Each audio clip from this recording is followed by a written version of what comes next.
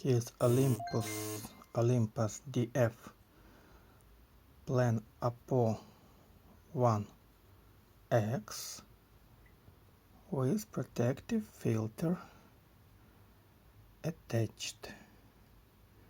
We can see some layer of silicone that holds that filter.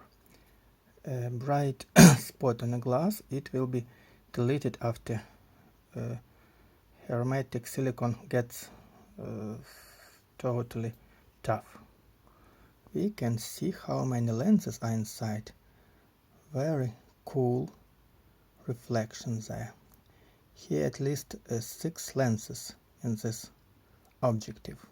It's, we could say, best option for your microscope.